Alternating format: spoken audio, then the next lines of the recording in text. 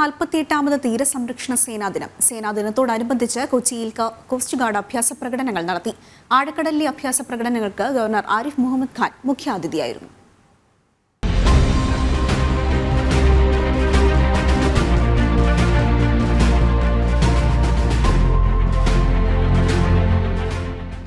തീരസംരക്ഷണ സേനയുടെ കരുത്ത് വിളിച്ചറിയിക്കുന്നതായിരുന്നു ആഴക്കടലിലെ അഭ്യാസ പ്രകടനങ്ങൾ.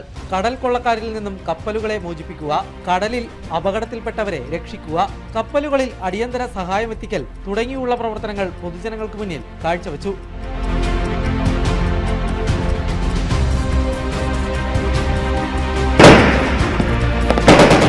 കൊച്ചി തീരത്ത് നിന്നും 20 നോട്ടിക്കൽ മൈൽ അകലത്തിൽ ആഴക്കടലിലാണ് സേന അഭ്യാസ പ്രകടനം നടത്തിയത്.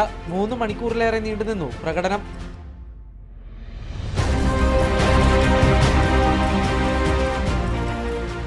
ഗവർണർ ആരിഫ് മുഹമ്മദ് ഖാനും 48ാമത് കോസ്റ്റ് ഗാർഡ് ദിനാഘോഷത്തിന്റെ ഭാഗമായി. സേനയുടെ പ്രകടനം ഓരോ പൗരന്റെയും മനസ്സിൽ ആത്മവിശ്വാസം ജനിപ്പിക്കുന്നതായിരുന്നുവെന്നും ഗവർണർ പറഞ്ഞു.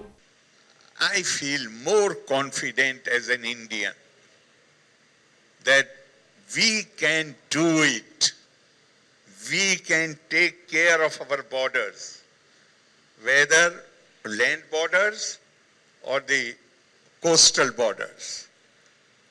And you are ensuring that because of you we have got this confidence. Coastal ഡേയുടെ ഭാഗമായി പൊതുജനങ്ങൾക്കും കപ്പൽ യാത്രയ്ക്കുള്ള അവസരം സേന ഒരുക്കിയിരുന്നു.